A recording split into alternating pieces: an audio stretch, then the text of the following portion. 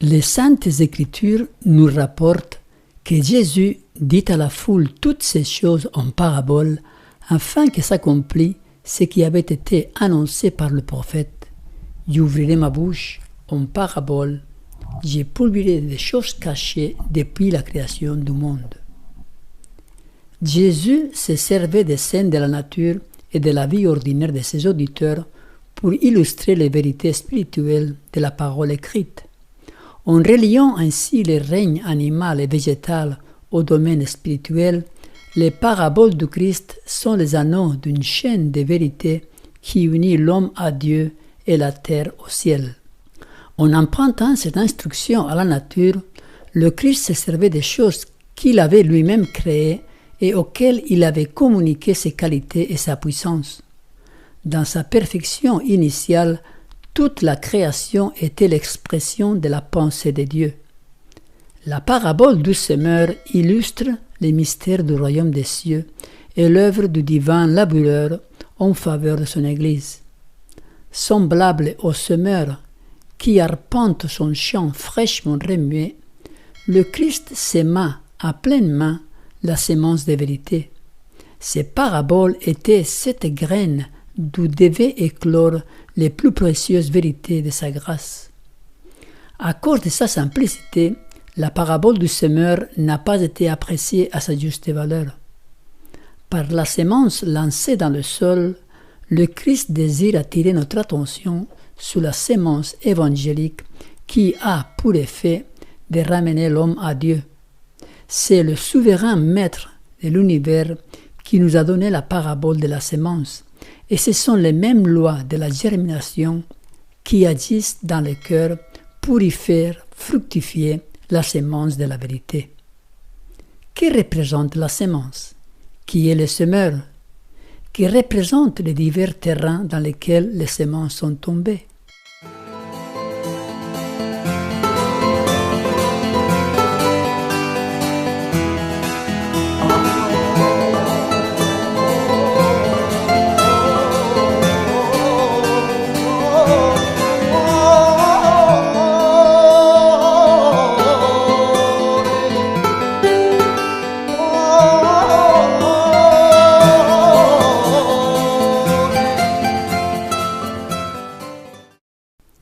La parabole du semeur. Lisons le récit biblique de la parabole du semeur. Il se trouve dans le livre de Matthieu, chapitre 13, versets 3 à 9. Il, Jésus, leur parla en parabole sur beaucoup de choses, et il dit: un semeur sortit pour s'aimer. Comme il s'aimait, une partie de la semence tomba le long du chemin. Les oiseaux vinrent et la mangèrent. Une autre partie tomba dans les endroits pierreux, où il n'avait pas beaucoup de terre, et leva aussitôt parce qu'elle ne trouva pas un sol profond. Mais quand le soleil parut, elle fut brûlée et sécha, faute de racines. Une autre partie tomba parmi les épines. Les épines montèrent et l'étouffèrent. Une autre partie tomba dans la bonne terre, et elle donna du fruit, un grain 100, un autre 60, un autre 30. Que celui qui a des oreilles pour entendre, entende. Que représente la sémence? La sémence, de toute évidence, c'est la parole de Dieu. Toute sémence a en soi un germe de vie dans lequel est cachée la vie de la plante. La parole de Dieu est aussi un facteur de vie. Les paroles que je vous ai dites, fait remarquer Jésus, son esprit est vie. Celui qui écoute ma parole et qui croit à celui qui m'a envoyé a la vie éternelle.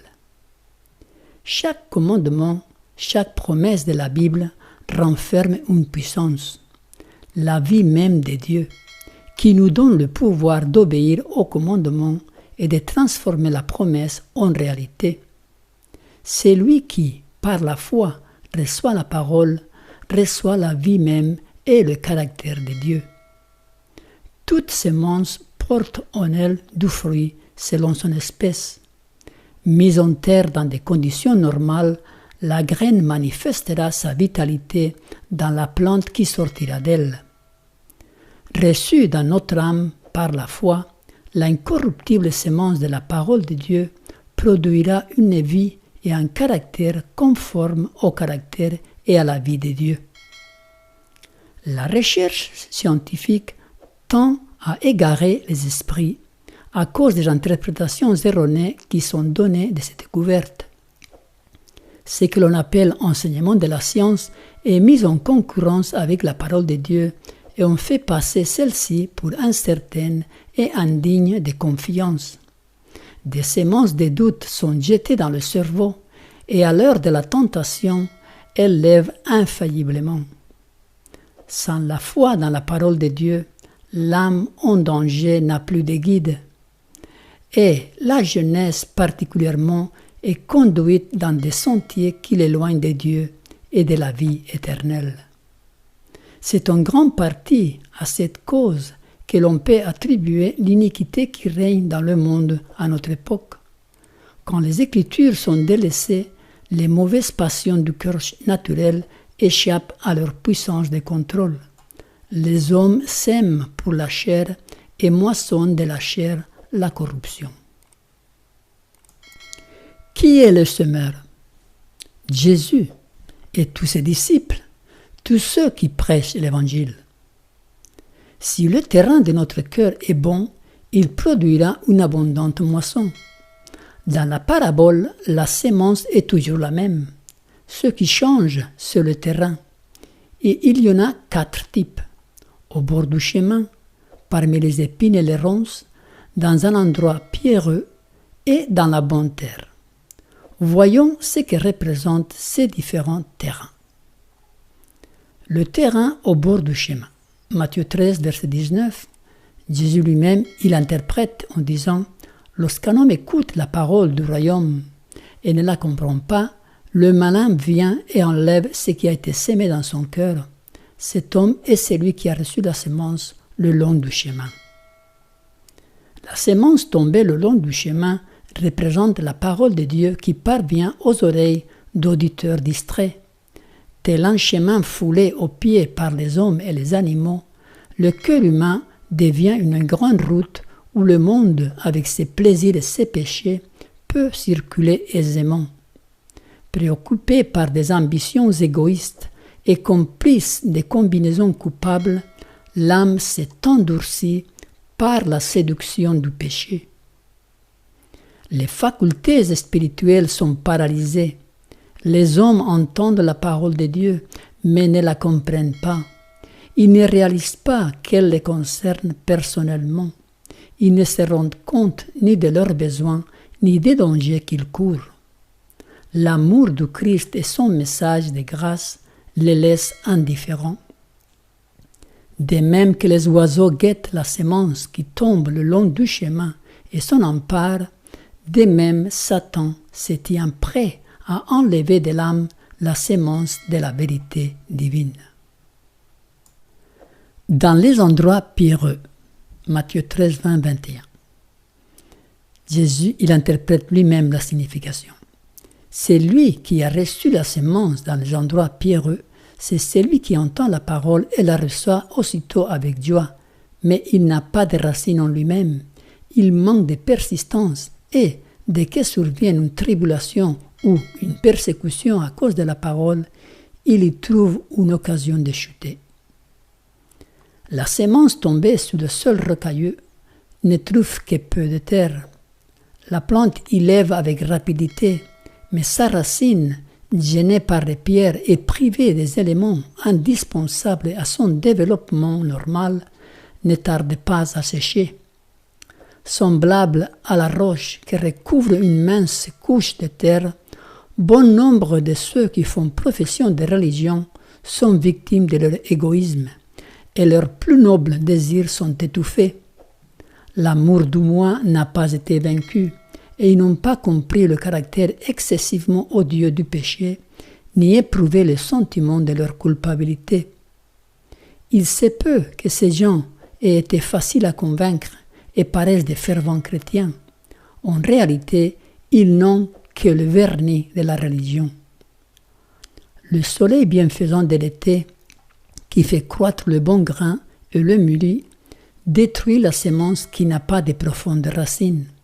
Ainsi, celui qui n'a pas de racines en lui-même manque de persistance et dès que survienne une tribulation ou une persécution à cause de la parole, il y trouve une occasion de chuter. Beaucoup reçoivent l'Évangile comme un moyen d'éviter la souffrance et non comme la délivrance du péché. Ils se réjouissent pendant un certain temps, persuadés que la religion les libérera des épreuves et des difficultés. Tout se passe-t-il selon leurs désirs? Ils semblent être des bons chrétiens, mais ils succombent à la rude épreuve de la tentation. Ils ne peuvent pas endurer l'opprobre pour l'amour de Christ. Dès que la parole de Dieu leur signale qu'ils se complaisent dans tel péché ou exige d'eux quelque renoncement ou sacrifice, ils se scandalisent. Un changement radical de vie leur paraît trop coûteux.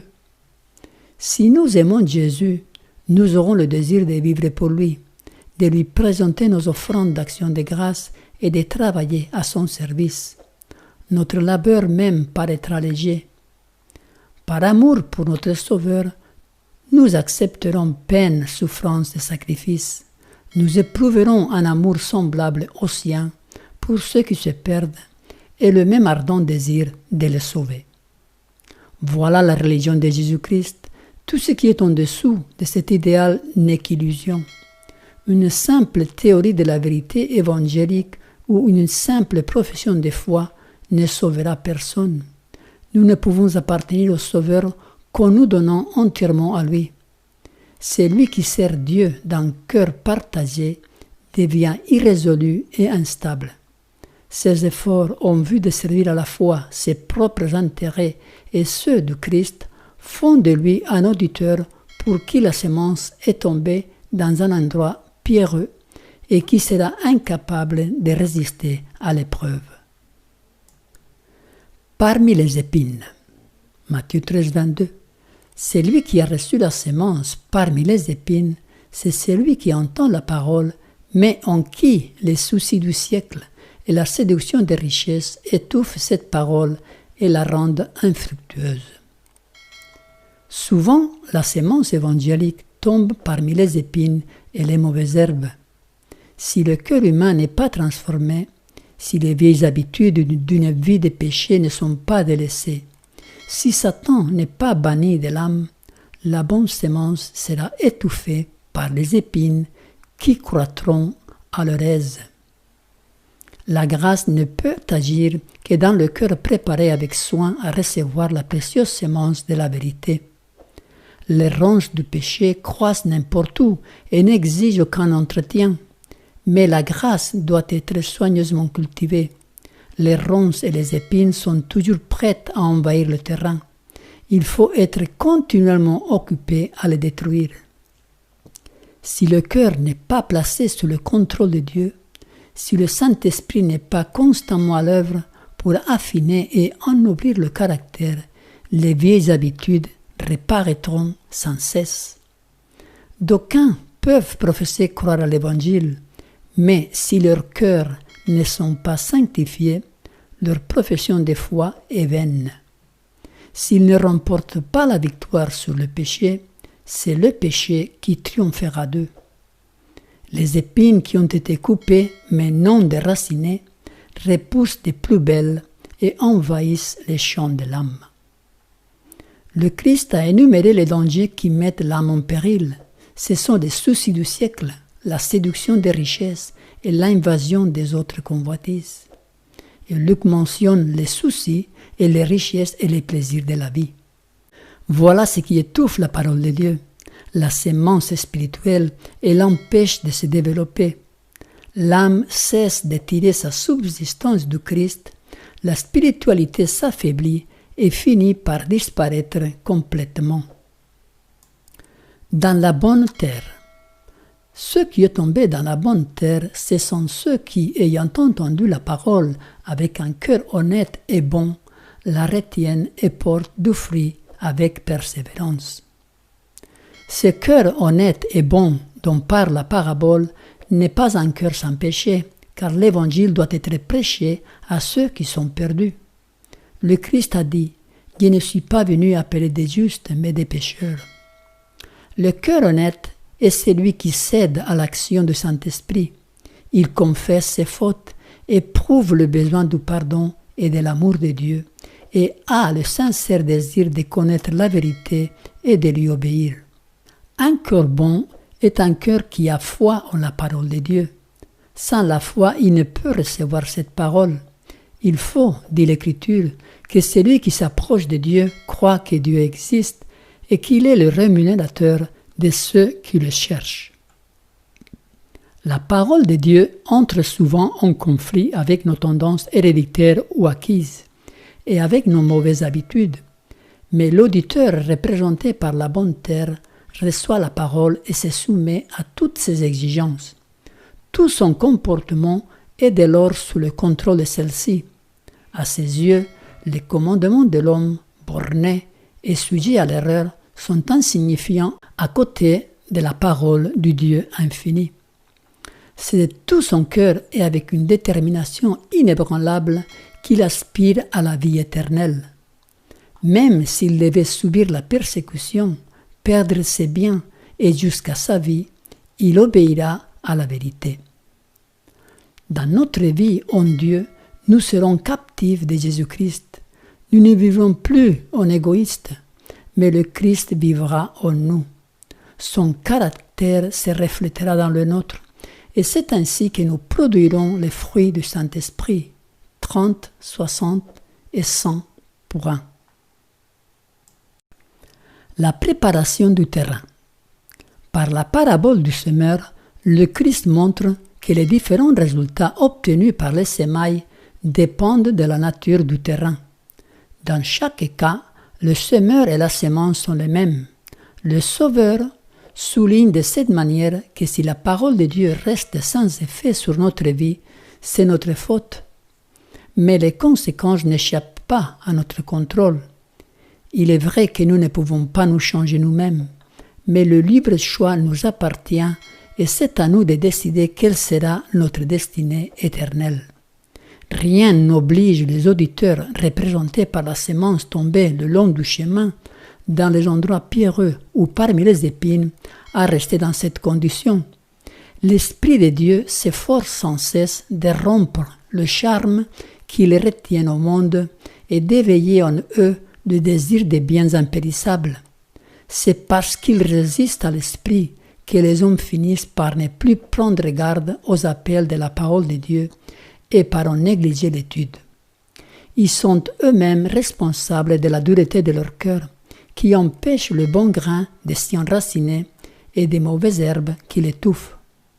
Il faut cultiver ce jardin qu'est le cœur. Il faut en défricher le terrain par une profonde repentance et en arracher les plantes nuisibles sémées par Satan. Lorsqu'un champ est envahi par des ronces, ce n'est que par un travail énergique qu'on parvient à l'en débarrasser.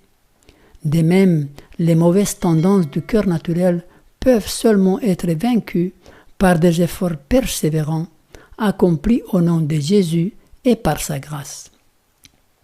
Par le canal de son prophète, le Seigneur nous donne cet ordre. Défrichez-vous un champ nouveau et ne sémez pas parmi les épines. Sémez selon la justice, moissonnez selon la miséricorde. Jésus désire accomplir cette œuvre en notre faveur et fait appel à notre coopération. Qu'est-ce qui déterminera que nous produisions du fruit ou pas? Le même soleil qui fait mûrir les graines fait mûrir l'ivraie. La même pluie arrose les uns et les autres. C'est notre choix personnel. Dieu a fait sa part, maintenant il laisse l'homme faire la sienne. Le Christ est venu pour semer la vérité sur la terre. Depuis la chute d'Adam et Ève, Satan n'a cessé de répandre les germes de l'erreur. Et aujourd'hui, avec l'Internet, les erreurs sont plus nombreuses que jamais et elles se répandent très rapidement. Il y a tellement de théories de l'Évangile que la plupart n'osent pas étudier par eux-mêmes la parole, par crainte de tomber dans des fausses doctrines. Cependant, la vérité est unique. Il n'y a pas 10 vérités, mais une seule. Il n'y a pas 10 chemins, mais un seul.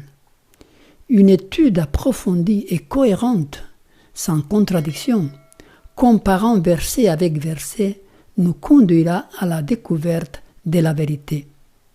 Accrochons-nous à la parole, demandons à Dieu son Saint-Esprit pour que ce soit lui qui produise en nous le vouloir et le faire. Ainsi, mes bien-aimés, comme vous avez toujours obéi, travaillez à votre salut avec crainte et tremblement, non seulement comme en ma présence, mais bien plus encore maintenant que je suis absent, car c'est Dieu qui produit en vous le vouloir et le faire selon son bon plaisir.